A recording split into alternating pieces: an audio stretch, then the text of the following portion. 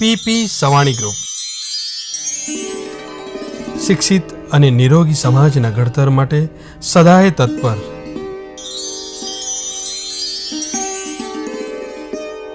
અલગ અલગ વિસ્તારના 42,000થી વધુ બાળકોને શિક્ષણ આપતા સંકુલના ઘડવૈયા. રાહત દરે સારવાર આપતી હોસ્પિટલના પ્રણેતા. દેહદાન અભિયાન અને ફ્રી ડાયાલિસિસ દ્વારા મેડિકલ ક્ષેત્રમાં ક્રાંતિકારી જાગૃતિ લાવનાર. વિધવા બહેનોને સામાન્યથી માંડીને બાયપાસ સુધીની મફત મેડિકલ સારવાર આપનાર.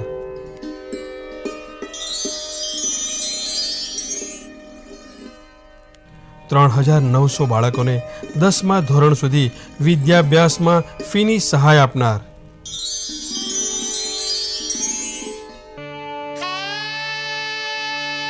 $116 દીકરીઓનું કન્યાદાન કરી પિતૃધર્મ નિભાવનાર.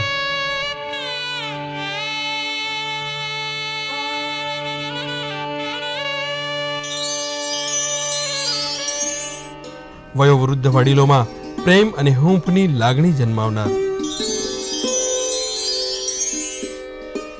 HIV ગ્રસ્ત બાળકોની જનની.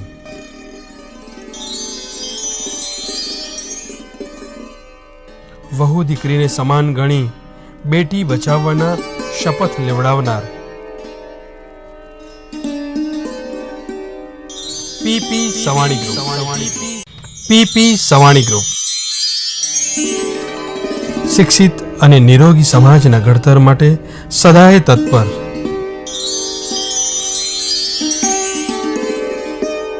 અલગ અલગ વિસ્તારના 42,000થી વધુ બાળકોને શિક્ષણ આપતા સંકુલના ઘડવૈયા. રાહત દરે સારવાર આપતી હોસ્પિટલના પ્રણેતા. દેહદાન અભિયાન અને ફ્રી ડાયાલિસિસ દ્વારા મેડિકલ ક્ષેત્રમાં ક્રાંતિકારી જાગૃતિ લાવનાર. વિધવા બહેનોને સામાન્યથી માંડીને બાયપાસ સુધીની મફત મેડિકલ સારવાર આપનાર.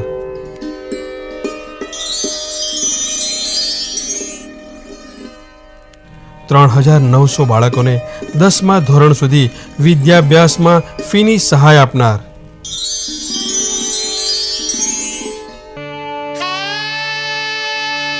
$116 દીકરીઓનું કન્યાદાન કરી પિતૃધર્મ નિભાવનાર.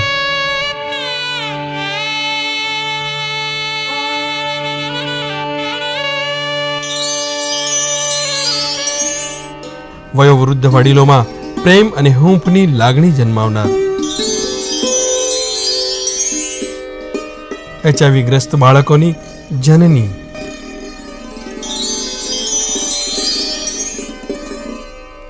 વહુ દીકરીને સમાન ગણી બેટી બચાવવાના શપથ લેવડાવનાર. PP Savani group. નમસ્કાર દર્શક મિત્રો, હું દિલીપ જોશી આપ સૌનું નારી શક્તિ કાર્યક્રમમાં હાર્દિક સ્વાગત કરું છું. મિત્રો, આજે આપણી સાથે ઉપસ્થિત છે ડૉક્ટર ઉષાબેન વલાદરા, જેઓ પોતે એક ગાયનેક તરીકે સુરતમાં ક્લિનિકમાં ફરજ બજાવે છે. તો સૌપ્રથમ તો ઉષાબેન, અમારા નારી શક્તિ કાર્યક્રમમાં તમારો કિંમતી સમય આપ્યો છે તે બદલ સૌથી વેલકમ. તો પહેલાં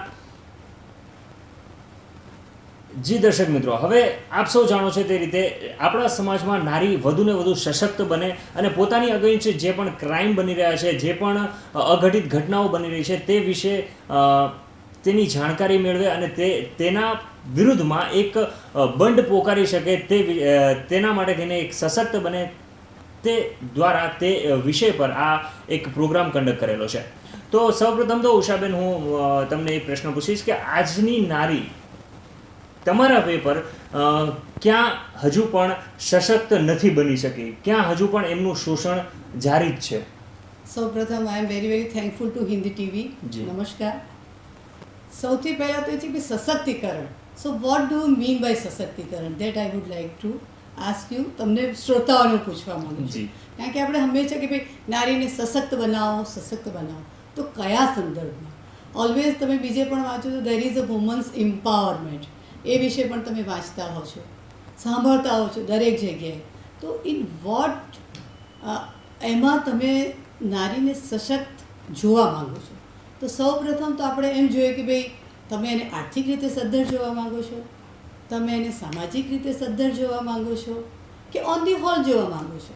તો એઝ એ ડૉક્ટર હું પોતે તો એવું જ વિચારીશ કે હું ડૉક્ટર છું એટલે નારી, સૌથી પહેલાં હું નારી સાથે જ હંમેશા મારું એ થતું હોય છે કે જાઉં એટલે મારે ત્યાં સ્ત્રી પેશન્ટો જ હોય, પુરુષ પેશન્ટનો તો કોઈ સંભાવના જ નથી. મારે ત્યાં ગાયનેક તરીકે મારે સ્ત્રી જ આવવાની છે, બરાબર? એટલે સ્ત્રી આવે અને ગાયનેકોલોજીસ્ટ છે એટલે નેચરલી ગાયનેક બ્રાન્ચ એવી છે કે ત્યાં દરેક પ્રકારની સ્ત્રીઓ આવે. એમ થાય કે પૈસાવાળા પણ હોય, ગરીબ પણ હોય, હિન્દુ હોય, મુસ્લિમ હોય, શીખ હોય, ઈસાઈઓ, એની દરેક વર્ગની સ્ત્રીઓ આવતી હોય. દરેકની એમ થાય કે થિંકિંગ એ બધું જુદું જુદું હોય. તો એ લોકોને જોતાં પછી મને એવું લાગે કે અમુક જે વર્ગ જોઉં છું તો એમ થાય કે પૈસે ટકે સુખી છે, પરંતુ સાથે સાથે હું એ પણ જોઉં છું કે એ લોકોની મેન્ટાલિટી એટલી એમ થાય કે હજુ પણ બેકવર્ડ છે. Yes, you are absolutely right, backward છે. ફક્ત પૈસે ટકે અને ફેશનમાં દે આર ઓલ રાઈટ આપણને લાગે, પણ અમુક કંઈક વાતો થાય ત્યારે આપણે લાગે કે ના, એનું થિંકિંગ એટલું બધું એ નથી. જ્યારે અમુક એમ થાય કે હું ગામડાની છોકરીઓ જોઉં છું, ગામડાની સ્ત્રીઓ મારી પાસે એઝ અ પેશન્ટ તરીકે આવે અને એ લોકો જે રીતે મારી સાથે વાત કરે તો મને એમ થાય કે નહીં, આ બેન એમ થાય કેટલી વ્યવસ્થિત વાત કરે છે કે જો મારી દીકરી કે મારી દીકરાની વહુ એને આ તકલીફ છે, ડૉક્ટર આ રીતે કરો, આમાં શું થઈ શકે છે. ત્યારે હંમેશા મને વિચાર આવે કે આપણે લોકો એમ કહે છે ભાઈ એજ્યુકેશન આપો એટલે નારી સશક્ત થઈ જશે, પણ નહીં. એજ્યુકેશનની સાથે સાથે એમ થાય કે એને સામાજિક રીતે પણ આપણે સશક્ત કરવાની જરૂર છે. અને એ સશક્તતા એની સાથે કેવી રીતે આવશે કે ઘરના જે વડીલો છે, એનો કુટુંબને જે માહોલ છે, એ કુટુંબના માહોલમાં એ કઈ રીતે રહે છે, એના જે કુટુંબીજનો છે એ લોકો એની સાથે કઈ રીતે વાણી વર્તન કરે છે, એના ઉપર એનું સશક્તિકરણ એમ થાય કે ડિપેન્ડ થાય છે. આજે ગમે એટલી ઘણી વખતે તમે જુઓ છો કે બહુ હાઈફાઈ ઘરની એમ થાય કે દીકરીઓ કે વહુઓ કે સ્ત્રીઓ કે they are so I think at high level. You can see that Sunanda Pushkar where she was અને now where is she, now she is નો મોર, બરાબર? એ કેટલી હાઈ લેવલની સ્ત્રી હતી, ભણેલી ગણેલી હતી, દરેક રીતે શી વોઝ કોમ્પિટન્ટ, પણ સી ધ એન્ડ એટલે લાગે છે કે ક્યાંક ને ક્યાંક એમ થાય કે એના જીવનમાં એવી વસ્તુ બની કે she has to go for the suicide, બરાબર? તો શું થયું હશે? ક્યાં તો એમ થાય કે એની પાસે બધું હતું પણ શી વોઝ મેન્ટલી એટલી બધી એમ થાય કે સાઉન્ડ નહોતી, અથવા તો એમ થાય કે એને એવા કંઈક પરિબળો આવી ગયા કે જેને લીધે એણે આવું પગલું ભરવું પડ્યું, બરાબર? તો સશક્તિકરણ આપણે એ અનુસંધાનમાં જોઈએ છીએ. આજે જ્યારે નારીનો પ્રોગ્રામ છે તો મારે એ જ કહેવું છે કે સ્ત્રી ફક્ત ભણવાથી નથી સશક્ત થઈ જતી, એની પાસે પૈસો આવવાથી નથી સશક્ત થઈ જતી, એનું એક લેવલ હોય છે ત્યારે સશક્ત નથી થઈ જતી, પણ ઓન ધી હોલ જ્યારે એ પોતે, પોતાનું કુટુંબ, સમાજ, એ બધી તરફથી જ્યારે એને એક લાગણી, એક સપોર્ટ મળે છે, so that is the real સશક્તિકરણ ઓફ ધ સ્ત્રી શક્તિ. અને એ ત્યારે જ આવી શકે કે જ્યારે એમ થાય કે આપણે બધા એટલે કે સ્ત્રી પોતે, એનું પોતાનું કુટુંબ, એનો આજુબાજુનો સમાજ અને દેશ પણ એક બહુ અગત્યનું પરિબળ છે. કારણ કે આપણા દેશના અમુક કાયદાઓ એવા હોય કે જે એમ થાય કે અગેન્સ્ટ નારી, તો ત્યાં પણ પછી એનું સશક્તિકરણ કંઈ જ કામ આવતું નથી. તો આ બધા પરિબળો જો એક સાથે આપણે કામ કરવા લાગીશું તો આઈ થિંક ડેફિનેટલી આપણી જે સ્ત્રી છે, જે વુમન એમ્પાવરમેન્ટ છે, જે સ્ત્રી સશક્તિકરણની વાત આપણે કરીએ છીએ, એ 100% એમ થાય કે સાચી આપણે ઠેરવી શકીશું, પાડી શકીશું.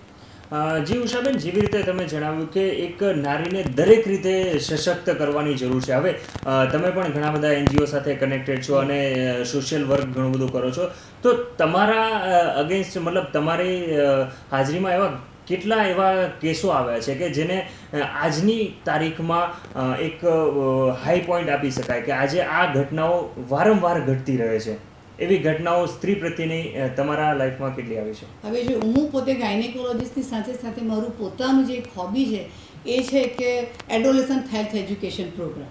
તો એને માટે હું એમ થાય કે જુદી જુદી સ્કૂલ, કોલેજ, મહિલા મંડળોમાં જતી હોઉં છું અને મોટાભાગે 10 વર્ષથી 21 વર્ષની જે છોકરીઓ હોય છે એ લોકોના વિશે હું થોડું એ લોકોના હેલ્થ વિશે છે, એ લોકોના પોતાના એમ થાય કે જે સાયકોલોજીકલ ડેવલપમેન્ટ એ દિવસો દરમિયાન જે થતું હોય છે ઉંમરમાં, એના વિશે હું થોડું બધું સમજાવતી હોઉં છું. ત્યારે જ્યારે હું જાઉં ને એ લોકોને જ્યારે પછી ક્વેશ્ચન આન્સરનું સેશન આવે કે ભાઈ ચાલો મેં તો તમને બધું સમજાવ્યું કે ભાઈ તમારું શરીર આ પ્રમાણે કામ કરે છે, બધી સિસ્ટમ આ પ્રમાણે કામ કરે છે અને તમારે તમારા શરીરની આ પ્રમાણે કાળજી રાખવી જોઈએ. પછી એ લોકો મને પ્રશ્ન પૂછે તો ત્યારે સો મેની પોઈન્ટ્સ કે ઘણી વખતે એમ થાય કે આપણા સમાજમાં ઘણી બધી એવી વસ્તુઓ છે કે જે સ્ત્રીઓ કોલેજમાં ભણતી હોય છે તે છતાં પણ એ લોકોને ખબર નથી હોતી કે ભાઈ મારે કઈ રીતે આગળ વધવું. જ્યારે અમુક જે હું ગામડાની સ્કૂલોમાં જાઉં છું તો એ ગામડાની છોકરીઓ એમ થાય કે જે શહેરની છોકરીઓ છે એના કરતાં પણ એટલી ચાલાકીપૂર્વક મને જવાબ આપતી હોય છે. ત્યારે મને થાય કે ખરેખર એમ થાય કે ભણતર એટલું કામ નથી આવતું, સાથે ગણતર પણ એટલું જ જરૂર છે. સાથે એમ થાય કે ફેમિલી બ્રોટઅપ અને ફેમિલીના વિચારો પણ એટલા જ જરૂરી છે.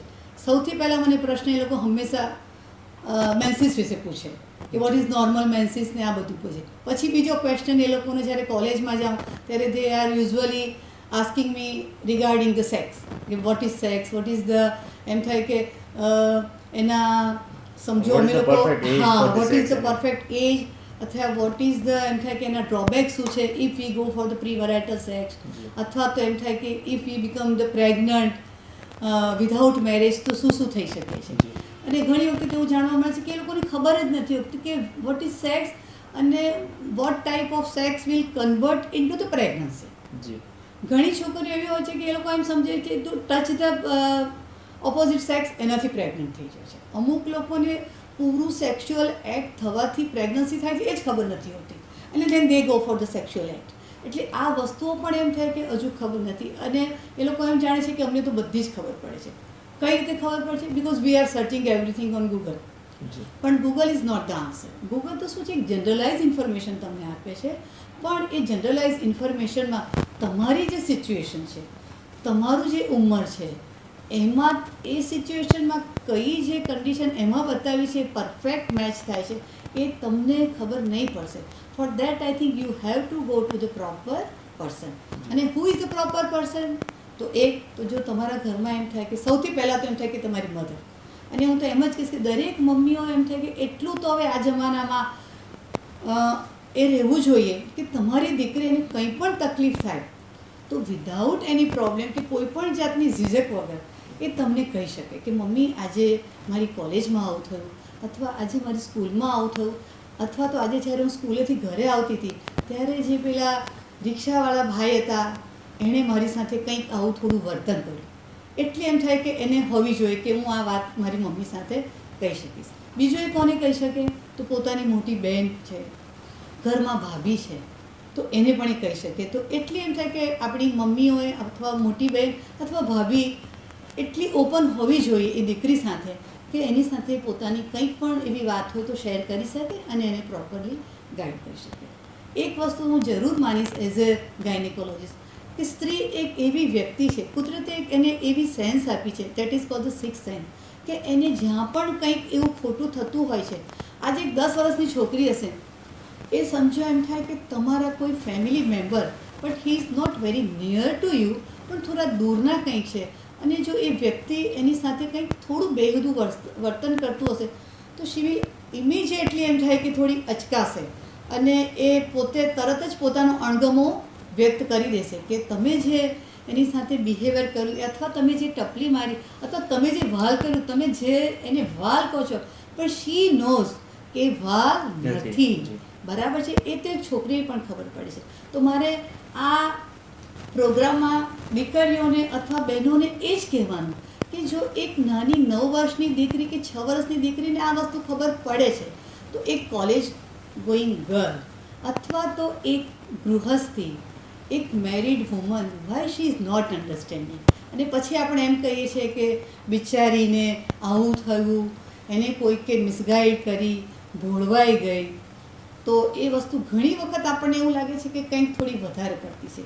તો બહેનોએ એમ થાય કે જરૂર સમજી લેવું જોઈએ કે મારી સાથે આ વ્યક્તિ, સમજો તમારા હસબન્ડની ગેરહાજરીમાં તમારા હસબન્ડનો ફ્રેન્ડ આવે છે તો એ કઈ રીતે ભાભી ભાભી કરીને તમારી સાથે વાત કરે છે, તરત તમને ખબર પડી જવી જોઈએ કે આ વ્યક્તિ બરાબર નથી. તો તમે એ જ મોમેન્ટ પર એને કહી દો કે ભાઈ તમારો ભાઈ ઘરે નથી, ભાઈ આવે ત્યારે તમે આવજો. પણ જો તમે પણ એની સાથે હસીને વાત કરશો, ટપલા મારશો, આમ તેમ કંઈ થોડું કરશો, તો that fellow will take to be granted. એ એવી રીતે લઈ લેશે કે ભાઈ ભાભીને તો કંઈ વાંધો નથી, હું ભાઈ નથી હોતાને બી આવું તો બી, અથવા એમની સાથે હું મસ્તી મજાક કરું, અથવા એવી કંઈક ગંદી કોમેન્ટ પાસ કરું તો એમને બહુ વાંધો નથી, અને એમાંથી પછી એ વ્યક્તિ ધીરે ધીરે થોડી આગળ વધશે. સો ધીસ ઇઝ ધ સશક્તિકરણ, કે આ પોઈન્ટ ઉપર તમે સમજી જાઓ એન્ડ યુ શુડ સે નો, કે તમે આ વસ્તુ કરો છો એ મને ગમતી નથી. You talk to your husband, એને પણ કહો, ઘરમાં તમારા સાસુ કે કોઈ છે કદાચ તો એને પણ તમે વાત કરો, ભલે એ સમય પર નથી પણ જ્યારે એ આવે ત્યારે તમે વાત કરો, કારણ કે આ વસ્તુ ઘણી ઘણી અગત્યની છે.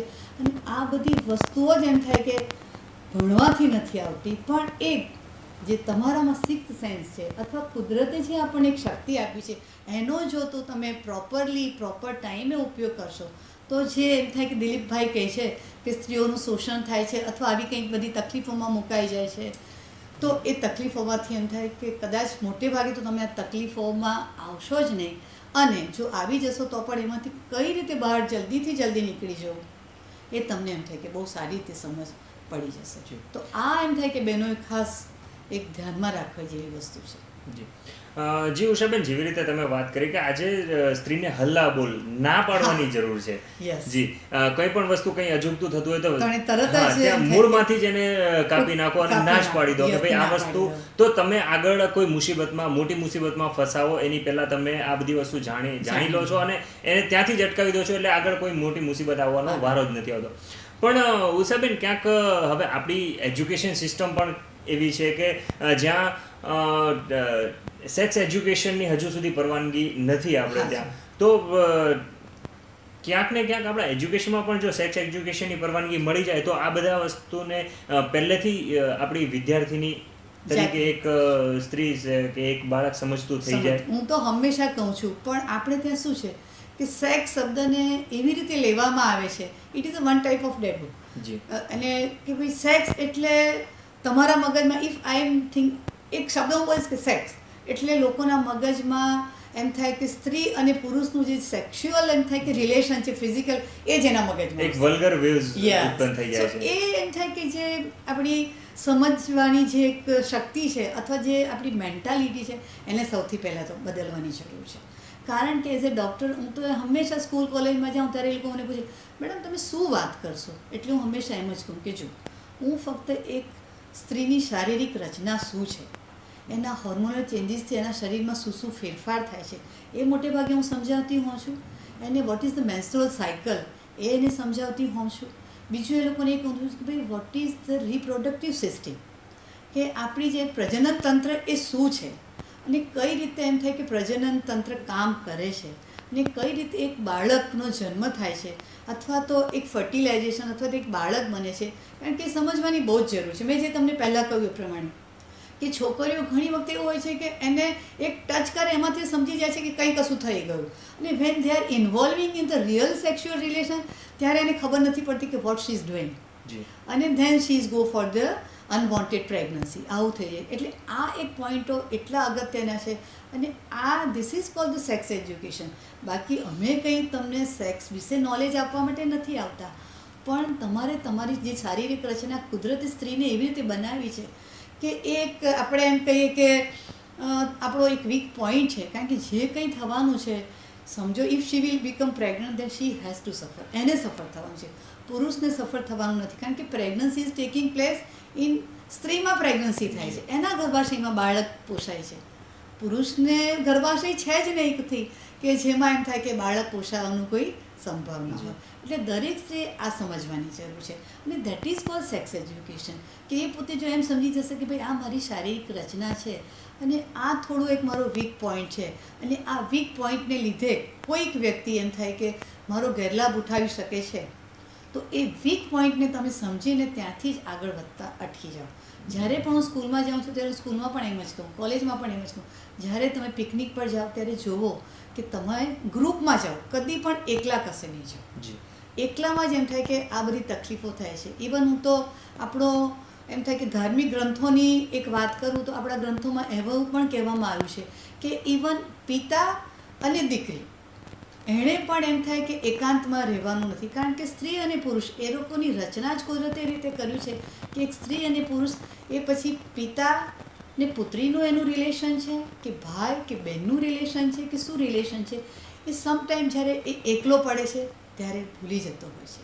તો એ વસ્તુ બને જ નહીં એની તમે પહેલેથી એમ થાય કે કાળજી લો. સો વેનેવર યુ ગો આઉટ, તમે ગ્રુપમાં જાઓ, કશે એકલા બિલકુલ જાઓ નહીં. કંઈક એવું લાગે, મારે બહેનોને એ પણ કહેવાનું કે જ્યારે તમે બહાર જાઓ છો અથવા કોઈક તમારા પડોશી છે બહાર ગયા છે અને તમારી દીકરી નાની ભલે 10 વર્ષની છે કે 5 વર્ષની છે અને તમે એને એકલી બાજુમાં જે ભાઈ એકલા છે કે તમારા એ પડોશી છે, બહુ સારા રિલેશન છે, તો એવી રીતે નહીં જાઓ કે જાણે દીકરા પહેલાં અંકલને આટલો નાસ્તો આપી આવો કે આમ કરો. દે ડોન્ટ ડુ દેટ.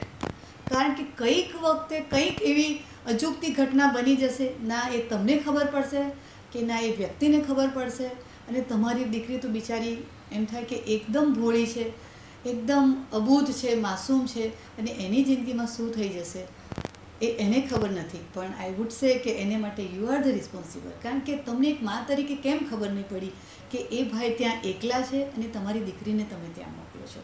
સો આ બધી વસ્તુઓ બહુ ધ્યાનમાં રાખવાની જરૂર છે, અને ધીસ ઇઝ ધ રિયલ સશક્તિકરણ. હું એમ થાય કે ખૂબ બધી ભણી ગઈ, મોટી ડૉક્ટર બની ગઈ, ખૂબ બધું કમાઉં છું, સો આઈ એમ સશક્ત, એવું નથી. હું ડૉક્ટર છું પણ કદાચ એમ થાય કે મારો પણ કોઈ ગેરલાભ ઉઠાવી શકે છે if I am not careful. So don't think કે સ્ત્રી એક લેવલ પર આવી જાય છે તો એમ થાય કે એનો કોઈ ગેરલાભ નથી ઉઠાવતું, અથવા તો કંઈક એ એવા સંજોગોમાં નથી. સંજોગો એવા છે એ આપણને પૂછીને નથી આવતા કે કઈ વખતે કયો સંજોગ આવશે, and that is called the accident. Accident આ રીતે થઈ જતા હોય છે. તો એ એક્સિડન્ટ માટે આઈ થિંક તમે મેન્ટલી પ્રિપેર હો, અને તમે આજુબાજુનો માહોલ જુઓ, તમારી દીકરીઓને કે તમે પોતે એને અનુસંધાનમાં જ એમ થાય કે તમારું બિહેવિયર રાખો, અથવા તમારી વાતો રાખો, તમારું પ્રેઝન્ટેશન રાખો. હું તો એવું પણ કહીશ કે તમે ક્યાં જાઓ છો એ પ્રમાણે તમારું ડ્રેસિંગ રાખો. જ્યાં બધા પુરુષો છે ત્યાં તમે એવા કપડાં પહેરીને નહીં જાઓ. હું એની અગેન્સ્ટમાં નથી કે તમે શોર્ટ્સ નહીં પહેરો કે તમે લો કટ નહીં પહેરો, but where you are going, to whom you are going to see, એ બધું ધ્યાનમાં રાખીને જો તમે એમ થાય કે તમારું બિહેવિયર, તમારું ડ્રેસિંગ કરશો તો એમ થાય કે યુ આર સશક્ત ઓનલી. સશક્તિકરણ કરવાની વાતો જ નથી થવાની. સશક્ત આપણે ફ્રોમ વિધિન, આપણા અંદરથી આપણે સશક્ત થવાનું છે. આપણા આજુબાજુનું જે માહોલ છે એને જોઈને આપણે સશક્ત થવાનું છે. અને જો આપણે અંદરથી જેટલા પાવરફુલ હોઈશું અને આપણી જાતને સમજતા હોઈશું કે એક સ્ત્રી તરીકે વોટ આર માય લિમિટેશન્સ, જો એ લિમિટેશન્સ તમે સમજી શકશો તો આઈ થિંક યુ આર સશક્ત. સશક્તિકરણની કોઈ પ્રોબ્લેમ જ નથી.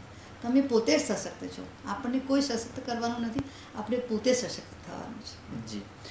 જી ચોક્કસ ઉષાબેન, જેવી રીતે તમે વાત કરી કે આજે સેક્સ એજ્યુકેશન જો આપણા સમાજમાં હોય, આપણે ત્યાં સેક્સ એજ્યુકેશન તરીકે પણ એક અલગથી ક્લાસ હોય, તો નો ડાઉટ આજના બાળકો એ તો સમજી શકે કે હા ભાઈ આ વસ્તુ, આ ટચ મને ગેરરીતે થઈ રહ્યો છે. Good touch and bed touch, good touch અને બેડ ટચ, આ બેનો ડિફરન્સ બહુ સમજવાની જરૂર છે આપણે. ગુડ ટચ એન્ડ બેડ, જી આ બે ડિફરન્સ એ સરળતાથી પારખી શકે.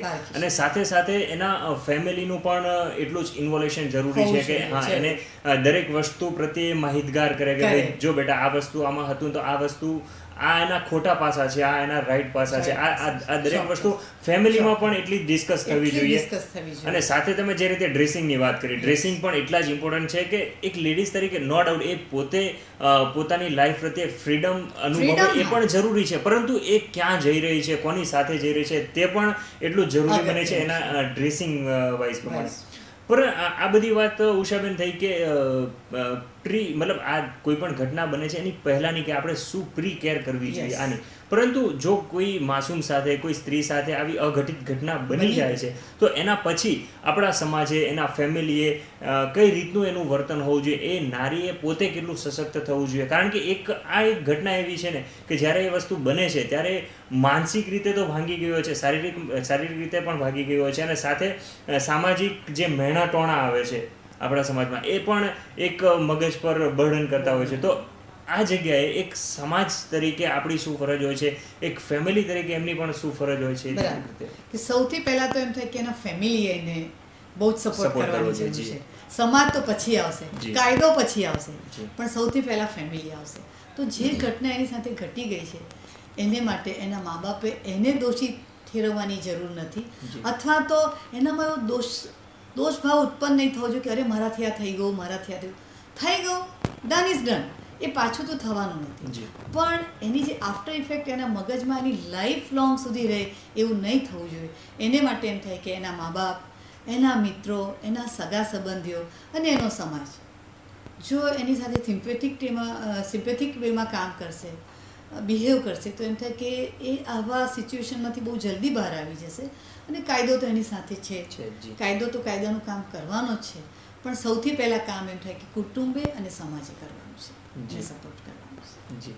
તો એ સૌથી અગત્યનું છે. જી. તો ઉષાબેન, અહીંયા એક ગાયનિક તરીકે હું તમને પૂછીશ કે આવી કોઈ પણ ઘટના ઘટે છે ત્યારે એક જે સ્ત્રી સાથે આ ઘટના ઘટે છે તેમની મનોસ્થિતિ કેવી હોય છે, એ કઈ રીતે એમનું બિહેવિયર ચેન્જ થતું જાય છે, અને એમને આપણે સપોર્ટ કરવો હોય તો આપણે કઈ રીતે કરી શકીએ? જ્યારે આવું કંઈક પણ થાય છે ત્યારે સૌથી પહેલાં તો એ છોકરી એટલી બધી મૂંઝાઈ જતી હોય છે કે મારે શું કરવું. એટલે સૌથી પહેલાં તો એ બિચારી કોઈને કહેવા જ માંગતી નથી હોતી અને પોતાની જાતે એના મગજમાં જે કંઈ આવે એ રીતે એના માટે ઉપાયો કરતી હોય છે. જી. અને એના માટે ઘણી વખતે મેં જોયું છે, અને હું જ્યારે બી જાઉં છું ત્યારે હંમેશા એ કહું કે જ્યારે પણ કંઈક આવું થાય ત્યારે તમે સૌથી પહેલાં તમારા ઘરના મેમ્બરોને કહો, અને ઇમિજિએટલી ઘરના મેમ્બરોને એમ કહું છું કે you immediately consult your doctor. તમારા ડૉક્ટર તમને વ્યવસ્થિત સલાહ આપશે. અને કંઈક એવું મેડિકો લીગલ પ્રોબ્લેમ હશે તો ડૉક્ટર બી એમ થાય કે તમને એમાંથી કઈ રીતે માર્ગ કાઢવો, જી. પોલીસને ઇન્ફોર્મ કરવું કે કેમ, કયા સ્ટેજ ઉપર કરવું, એ પણ એમ થાય કે તમને સમજાવશે. So doctor is the proper person. કારણ કે જ્યાં પણ તમે જુઓ છો આવો રેપનો કેવો કેસ બને છે તો સૌથી પહેલાં એમ થાય કે મેડિકલ ચેકિંગ એ લોકો કરાવતા છે જી. કે really this is rape. Evidence આજકાલ બધે જ એમ થાય કે એટલો બધો ઇમ્પોર્ટન્ટ થઈ ગયો છે. અને એની પણ એટલી જરૂરિયાત આપણને લાગે છે જી. કે સમાજમાં બે જાતના લોકો છે. સારા લોકો પણ છે કે એ લોકો સફર છે, અને અમુક એવા લોકો પણ છે કે જે પોતે બીજાને હેરાન કરવા માટે પણ આવા ખોટા એમ થાય કે આરોપો વ્યક્તિઓ પર મૂકતા હોય છે અને એની જે પ્રતિભા હોય છે એને બગાડવા માટે પ્રયત્ન કરતા હોય છે. તો એમ થાય કે બંને પાસા આપણે જોવા જોઈએ. પણ જો કદાચ ખરેખર આવું બની ગયું છે તો ઇમિડિયેટ તમે you consult your doctor. A doctor અને સાથે એમ થાય કે એટલું સારું છે કે આપણા કાયદા બહુ સારા છે ગર્ભપાત માટે તો કે અપ ટુ 20 વીક્સ, અને હવે તો એમ થાય કે અપ ટુ 24 વીક્સ એમ થાય કે ગર્ભપાત થઈ શકે છે કોઈ પણ જાતની તકલીફ વગર. એમાં એમ થાય કે કોઈ મોટી કંઈ કે લોકો ગભરાય છે એને માટે કે કદાચ ડૉક્ટર બધું પૂછશે અને શું વિચારશે મારા વિશે. ડૉક્ટર એને જે પૂછવાનું છે એ જ પૂછશે. કારણ કે અમને પણ એવું કહેવામાં આવ્યું છે અને લૉમાં પણ એવું છે કે તમને કોઈ પણ વ્યક્તિ એવું પૂછવા આવે અથવા કંઈ ટ્રીટમેન્ટ માટે આવે તો તમે ને એ વ્યક્તિ એ બે જણ, બાકી તમારે બીજે કંઈ કશું ડિસ્ક્લોઝ કરવાની કોઈ જ જરૂર નથી. અને ડૉક્ટર જે કંઈક એવી વ્યક્તિ છે કે જેનામાં હજી પણ એમ થાય કે સમાજમાં એક ભાવના છે, એક વિશ્વાસ છે કે આ ડૉક્ટર મારું ખોટું તો નહીં જ કરશે. બરાબર. તો સૌથી પહેલાં તમે એ રીતે એપ્રોચ કરો તો પ્રોપરલી એમ થાય કે એ જે પ્રશ્ન તમારી સાથે થઈ ગયો છે એનો નિવેડો પણ આવશે. કારણ કે જે થઈ ગયું એ ના થવાનું નથી, પણ એ પછીની જે આફ્ટર ઇફેક્ટ છે એ સૌથી મોટી છે અનવોન્ટેડ પ્રેગ્નન્સી. અને એ અનવોન્ટેડ પ્રેગ્નન્સી એમ થાય કે જેટલી જલ્દી બની શકે એટલી એમાંથી ટર્મિનેશન થઈ જાય. Because up to 8 to 10 weeks it is very safe કે ટર્મિનેશન થઈ શકે છે પ્રેગ્નન્સીનું. પણ આફ્ટર 12 વીક્સ બહુ ડિફિકલ્ટી છે, મધરને પણ તકલીફ થાય. એન્ડ દેટ મધર ઇઝ મોટાભાગે જોવા જાય તો ઇટ ઇઝ અનવેડ મધર, કુંવારી માતા હોય છે. એટલે એમ થાય કે સામાજિક પ્રોબ્લેમ પણ એટલા જ પછી ઉપસ્થિત થશે, લીગલ પણ કદાચ એ બધા મેટર ઇન્વોલ્વ થશે.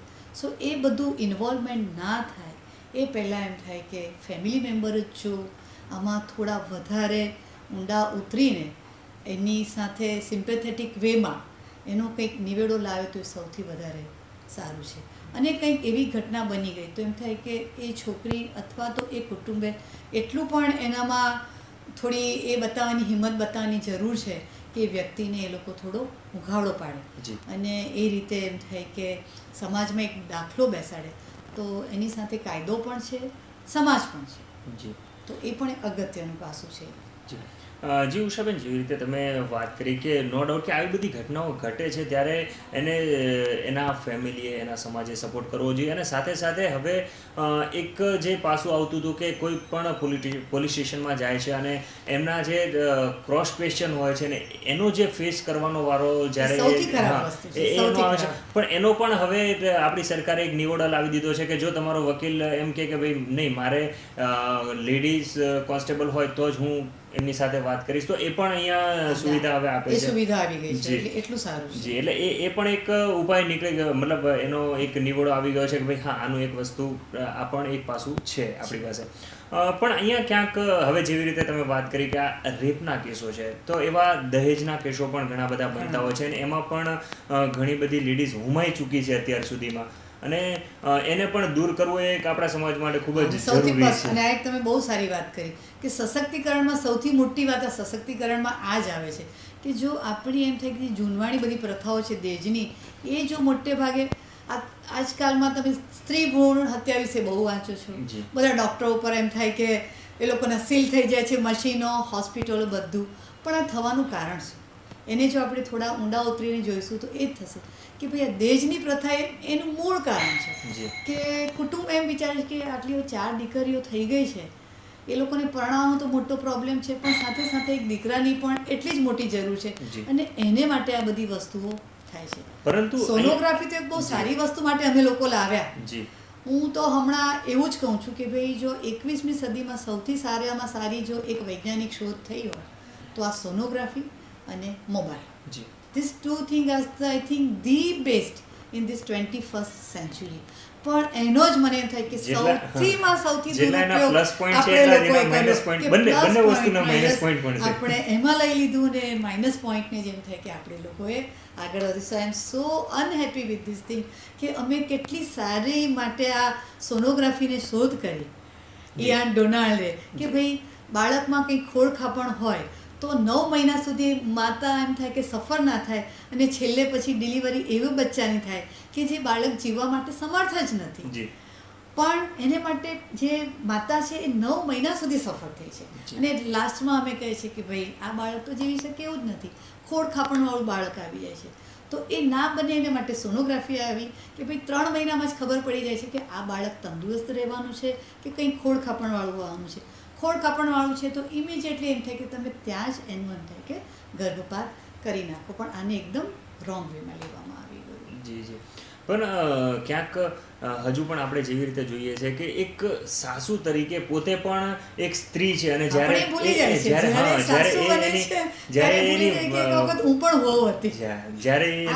વહુને જેમ કહે છે કે નહીં મારે તો છોકરો જો છોકરી હોય તો ગર્ભપાત કરે, આ એક વસ્તુ બહુ ખોટી, કારણ કે એક પોતે સ્ત્રી તરીકે જો એ બાળકીને બહાર લાવવા નથી માંગતી તો સ્ત્રીને રિસ્પેક્ટ નથી આપી શકતી. જી, આપણે કહીએ સ્ત્રીની દુશ્મન બની જાય. હા, બસ તો પછી આવા ગમે એટલા આપણે નારી સશક્તિકરણના પ્રોગ્રામ કરીએ છીએ તો પણ એક મતલબ એવી બધી સ્ત્રીઓ માટે વ્યર્થ કહેવાય છે, પણ આપણે આ એક પ્રોગ્રામ દ્વારા એમના મનમાં જાગૃતિ લાવવાની જરૂર છે. એ લોકોને જાગૃતિ લાવવાની જરૂર છે કે તમે ત્યારે જ સશક્ત થશો જ્યારે તમારા મગજમાંથી આ દીકરા દીકરીની ભાવના, દહેજની ભાવના, વહુઓને હેરાન કરવાની ભાવના એ જો જશે અને તમે એમ થાય કે ભાઈ આપણે બધા સરખા જ છીએ, આ મારી વહુ નથી પણ આ બી મારી દીકરી છે, મારી દીકરીને મેં સાસરે મોકલી, એના બદલે મારા ઘરમાં એક વહુ લઈ આવી, એ જો તમે ભાવના રાખશો અને એ ભાવના રાખશો ભાઈ એ પણ સ્ત્રી છે ને હું પણ સ્ત્રી છું તો અમારા બંને એમ થાય કે અમે તો સરખા જ છીએ, અને બંને એ રીતે જો તમે એક કુટુંબમાં રહેશો તો મને લાગે કુટુંબને એક એવું સરસ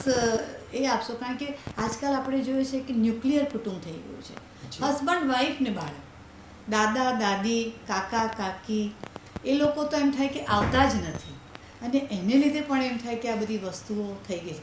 અને કારણ એ છે કે બધાને એમ થાય કે ભાઈ સાસુ રહેશે તો સાસુ મેણા ટોણા કરશે, આમ કરશે તેમ કરશે, એટલે જેવી સ્ત્રીનું લગ્ન થાય એટલે થોડા વખત એ સાથે રહે છે પછી એમ થાય કે જુદું રહેવાનો જ પ્રયત્ન કરે છે. અને આવા કુટુંબમાં ક્યાંક સંસ્કાર પણ ખોવાઈ જતા હોય છે, કારણ કે હસબન્ડ વાઈફ બંને જોબ પર જતા હોય છે કે પોતાના કામમાં વ્યસ્ત થતા હોય ત્યારે બાળક એકલું પડી જાય છે અને જે પોતે આજુબાજુ જુએ છે અને પોતાના મનથી સમજો કે તમે જેવી રીતે ઇન્ટરનેટની વાત કરી, ગૂગલ પર બેસે છે અને જે ગૂગલ બતાવે છે એ તે પોતે એની દ્રષ્ટિથી જ જુએ છે, એને સમજાવવા વાળું કોઈ નથી કે બેટા ગૂગલ પર આ વસ્તુ રાઈટ છે, આ વસ્તુ રોંગ છે.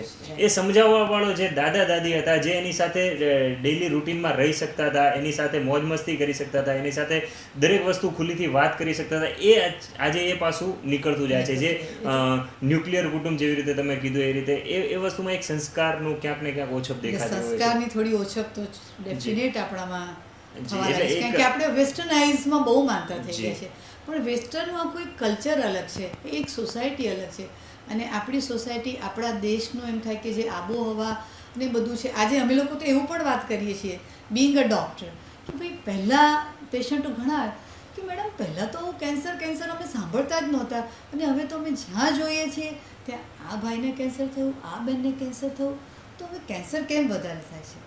તો પછી મારા મગજમાં એક વિચાર આવ્યો, અને ઇવન આઈ હેવ સીન, હું એના પર સર્ચ મેં કર્યું ઇન્ટરનેટ ઉપર, તો એક આપણા જ વૈજ્ઞાનિક છે, એણે એવું કીધું છે કે ભાઈ આનું કારણ શું છે કે એક કુદરતનો એક સાયકલ છે કે અમુક વર્ષો પછી થોડું જીન્સમાં પણ ફેરફાર થતા હોય છે, પણ હવે પણ એક એનો પીરિયડ હોય છે. હવે બિકોઝ ઓફ ગ્લોબલાઇઝેશન એવું થઈ ગયું છે કે ઇન્ડિયન ફૂડ અમેરિકામાં મળતું થઈ ગયું છે, અમેરિકન ફૂડ ઇન્ડિયામાં મળતું થઈ ગયું છે. હવે ઇન્ડિયાનું ફૂડ ઇન્ડિયામાં છે એને માટે કે ઇન્ડિયાની આબોહવા એવી છે એને માટે. અમેરિકન ફૂડ ત્યાં એવું છે કે અમેરિકાની આબોહવા એવી છે એટલે ત્યાંનું ફૂડ એ ટાઈપનું છે, એ લોકો એ પ્રમાણે ખાય છે. હવે આપણે બિકોઝ ઓફ ધીસ ગ્લોબલાઇઝેશન, આવન જવનને લીધે આપણે લોકો એ ખાવાનું ખાતા શીખી ગયા. તો થવા શું માંડ્યું છે કે જે જીનેટિક ફેરફાર અમુક વર્ષો પછી થતો હતો, લોંગ આ આપણે કહીએ છીએ કે ભાઈ વાંદરામાંથી માણસ બન્યો છે, એ રીતના આ જીન્સ હવે very fast they are changing, અને એને લીધે એમ થાય કે હવે આ બધા રોગો થવા માંડ્યા છે. And cancer is also one of the disease કે બહુ જ હવે જલ્દીથી એ આપણા સમાજમાં ફેલાવા માંડ્યું છે. એટલે એમ થાય કે જે આપણી સંસ્કૃતિ, આપણા જે સંસ્કારો, આપણા જે રીત રિવાજો, કુટુંબિક ભાવના જે હતી એ મને લાગે જ્યાં બદલવાની છે, સમજો દહેજ છે તો ડેફિનેટલી એ આપણે હવે ચેન્જ કરવાની જરૂર છે. પણ જે આપણું ખાનપાન ને એ બધું હતું એ એમ થાય કે આપણી આબોહવા પ્રમાણે છે, તો જ્યારે આપણે એ પ્રમાણે રહીએ છીએ તો આપણને કંઈ થતું નથી. કેમ આપણા દાદા દાદીને, નાના નાનીઓને કંઈ નહોતું થતું અને એ લોકો લોંગ લાઈફ જીવી ગયા, અને આજે તમે જો 25 વર્ષના છોકરાને હાર્ટ એટેક આવી જાય છે. રીઝન? કારણ કે એની લાઈફસ્ટાઈલ એવી થઈ ગઈ છે, એની ફૂડ હેબિટ એવી થઈ ગઈ છે, અને એને માટે sometime I feel responsibility of our education system also.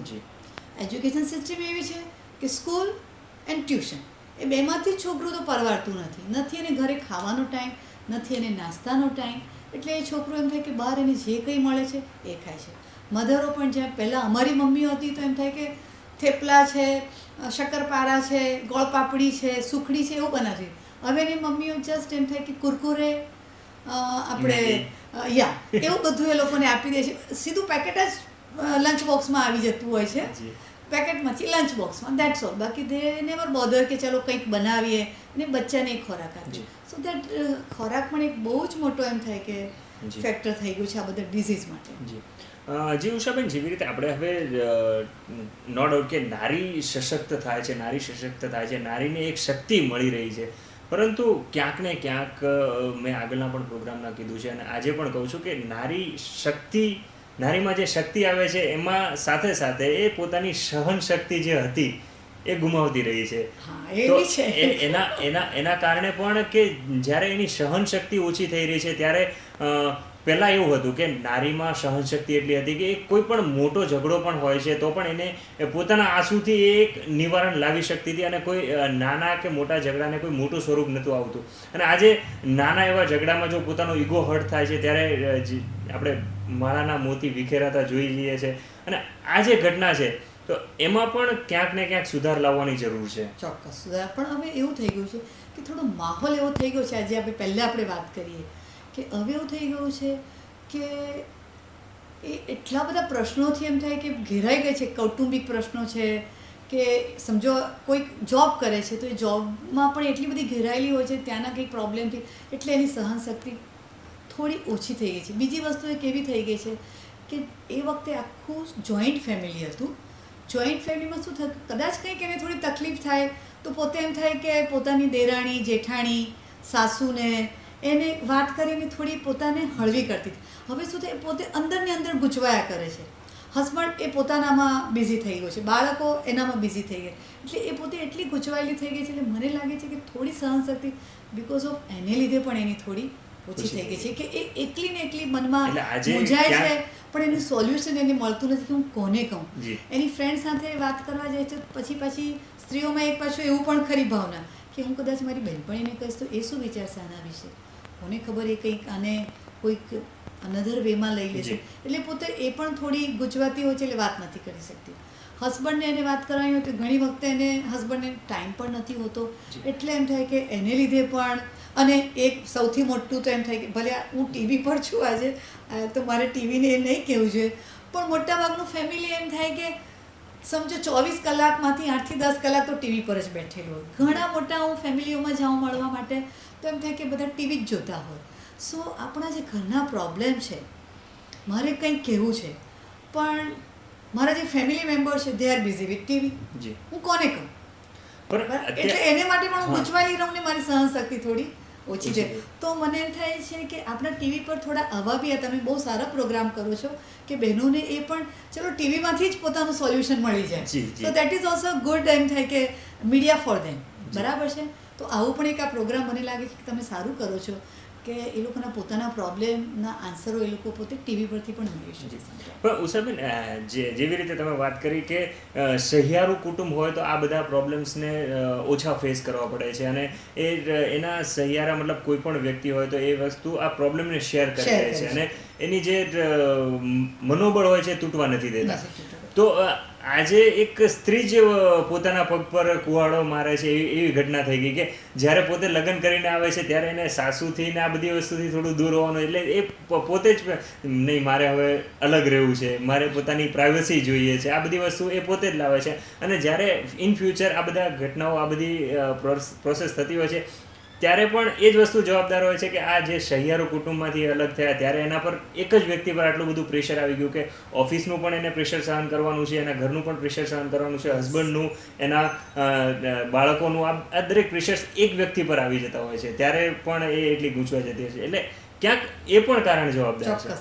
હવે આમાં થઈ શું ગયું છે, સ્વતંત્રતા અને સ્વચ્છંદતા એ બેમાં જે એક ભેદ રેખા છે ને ત્યાં આગળ આપણે કંઈક થોડી એ ઇમ્બેલેન્સ થઈ ગયું છે કે કોને સ્વતંત્રતા કહેવી અને કોને સ્વચ્છંદતા કહેવી. બરાબર, આજે સ્ત્રી તમે કીધું બરાબર, પરિણ્યા એટલે શી વોન્ટ કે ભાઈ મારે સ્વતંત્ર થવું છે, બરાબર, પણ એ ભૂલી જાય છે કે આ સ્વતંત્રતા તને શેની જોઈએ છે. તારે આ ફેમિલી મેમ્બરનું કામ નથી કરવું એ સ્વતંત્રતા જોઈએ છે કે બીજી સ્વતંત્રતા જોઈએ છે? અને ત્યાં આગળ જ આ બધી ખટપટો એમ થાય કે શરૂ થાય છે, અને ત્યાંથી પછી આખું એક વિશેષ સાયકલ એવું એમ થાય કે ગૂંથાય છે એની આજુબાજુ કે એ પછી સશક્તિકરણમાંથી ક્યાં પહોંચી ગઈ કે ભાઈ મારે તો સ્ત્રીએ પુરુષ સમોવડી થવું છે, એને ડેફિનેટ થવું છે, પણ એ પુરુષ સમોવડી એને થવું છે કયા અનુસંધાનમાં? એ જે પોઈન્ટ હતો ને એ જ ભૂલી ગઈ એક સ્ટેજ ઉપર, અને ત્યાં જ પછી આ જે બધા પ્રશ્નો એમ થાય કે ઉપસ્થિત થાય છે, એવું થઈ ગયું છે. જી દર્શક મિત્રો, ઉષાબેન આજે આપણને બહુ સારી માહિતી આપી, અને આ સ્ત્રી સશક્ત કઈ રીતે થાય તેના વિશે આપણે ખૂબ જ સારી માહિતી મેળવી. પરંતુ દર્શક મિત્રો, જેવી રીતે આપણે દરેક પ્રોગ્રામમાં જતા પહેલાં આપણા મહેમાન તરીકે આપણા દર્શકોને કોઈ મેસેજ છોડીએ છીએ, તો ઉષાબેન અમારા દર્શકોને એઝ એન ડૉક્ટર તરીકે, એઝ એન સ્ત્રી તરીકે તમારો શું મેસેજ છે? મારો એક જ મેસેજ છે કે એજ્યુકેશન એ તો એટલું જ ઇમ્પોર્ટન્ટ છે, પણ સાથે સાથે ભણતર અને ગણતર બંને ઇમ્પોર્ટન્ટ છે. કે એક માહોલ જે સામાજિક કૌટુંબિક છે એને પણ આપણે એટલો જ બરકરાર રાખવાની જરૂર છે, અને આપણે એકબીજા પર એટલો તો આપણામાં વિશ્વાસ હોવો જોઈએ કે હું જે કંઈ કરીશ, એક વિશ્વાસની ભાવના એ તમારામાં કેળવો કે તમે જે કંઈ કરો છો એ વિશ્વાસપૂર્વક કરો છો, અને કંઈક ખોટું કરો છો એ પણ તમે સામેની તમારા કુટુંબની જે વ્યક્તિ છે એને તમે કહી દો, અને કૌટુંબિક જે ભાવના છે એને તમે એમ થાય કે ફરી પાછી જોડી દો, તો આ જે સશક્તિકરણ છે સાચા અર્થમાં સશક્તિકરણ થશે. ભણવાથી કે જુદા રહેવાથી કે મોટી મોટી હોદ્દાઓ લેવાથી આપણે સશક્ત નથી થઈ જતા, પરંતુ આપણું જે કૌટુંબિક ભાવના છે જે પહેલેની એને ફરી પાછા એમ થાય કે તમે ફરી એને એમાં લઈ આવો, અને એને જો સશક્ત કરશો કૌટુંબિક ભાવનાને, તો આઈ થિંક તમે રિયલી એક સશક્ત સ્ત્રી તરીકે સમાજમાં આગળ આવશો. તો એની જરૂર છે, કૌટુંબિક ભાવના એન્ડ એજ્યુકેશન. બે વસ્તુ જો હશે તો આઈ થિંક આપણે રિયલી જે સશક્તિકરણની વાત કરીએ છીએ એ સાચા અર્થમાં સશક્ત થઈ શકીશું. જી દર્શક મિત્રો, તો આ હતા ડૉક્ટર ઉષાબેન વલાડરા. તો એમણે ખૂબ જ સારી માહિતી આપી કે એક સ્ત્રી તરીકે એમની પણ એક બોન્ડિંગ હોય છે. સ્ત્રી તરીકે એમણે પણ વિચારવાનું હોય છે કે પોતે ક્યાં જવું છે, કેવી રીતે ડ્રેસિંગ અપ કરવું છે, શું કરવાનું હોય છે, પોતાની લાઈફસ્ટાઈલમાં શું ચેન્જીસ જોઈએ છે. સ્વતંત્રતા અને સ્વચ્છંદતા આ બે વચ્ચેની જે ભેદરેખા છે તે પણ સાચવવી જરૂરી છે. સહિયારું કુટુંબ કેટલું ઇમ્પોર્ટન્ટ છે એક સ્ત્રી માટે એ પણ એમણે તેમની કિંમત સમજાવી કે આ વસ્તુ પણ એક ખૂબ જ જરૂરી બને છે. તો દર્શક મિત્રો, આવતા અઠવાડિયે નવા કોઈ સ્ત્રી મહેમાન સાથે સ્ત્રી સશક્તિકરણના આ પ્રોગ્રામમાં હું ફરી આપની સમક્ષ ઉપસ્થિત થઈશ. ત્યાં સુધી મને રજા આપશો. જય Hind. Thank you. PP Savani group શિક્ષિત અને નિરોગી સમાજના ઘડતર માટે સદાય તત્પર.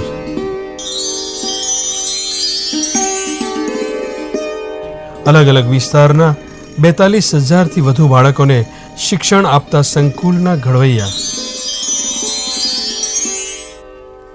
રાહત દરે સારવાર આપતી હોસ્પિટલના પ્રણેતા.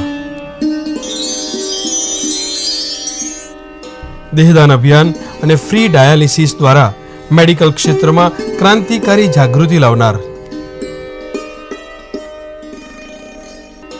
વિધવા બહેનોને સામાન્યથી માંડીને બાયપાસ સુધીની મફત મેડિકલ સારવાર આપનાર.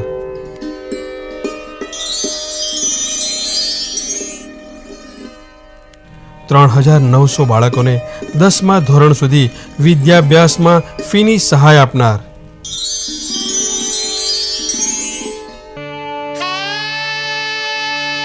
$116 દીકરીઓનું કન્યાદાન કરી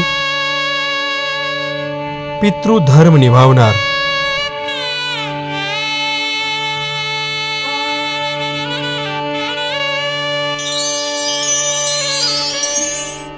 વયોવૃદ્ધ વડીલોમાં પ્રેમ અને હૂંફની લાગણી જન્માવનાર. HIV ગ્રસ્ત બાળકોની જનની.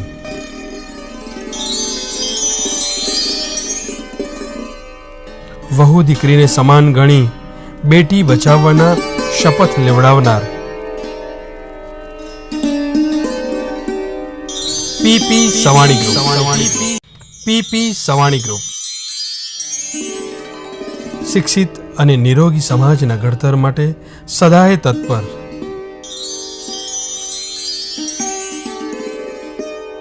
અલગ અલગ વિસ્તારના 42,000થી વધુ બાળકોને શિક્ષણ આપતા સંકુલના ઘડવૈયા. રાહત દરે સારવાર આપતી હોસ્પિટલના પ્રણેતા. દેહદાન અભિયાન અને ફ્રી ડાયાલિસિસ દ્વારા મેડિકલ ક્ષેત્રમાં ક્રાંતિકારી જાગૃતિ લાવનાર.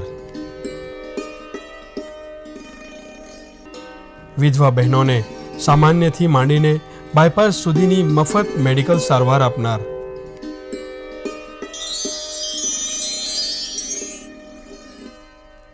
$3,900 બાળકોને 10મા ધોરણ સુધી વિદ્યાભ્યાસમાં ફીની સહાય આપનાર.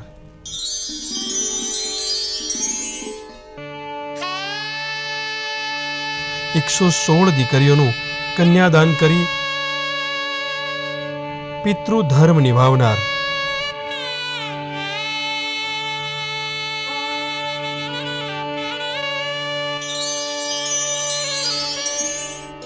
વયોવૃદ્ધ વડીલોમાં પ્રેમ અને હૂંફની લાગણી જન્માવનાર. HIV ગ્રસ્ત બાળકોની જનની.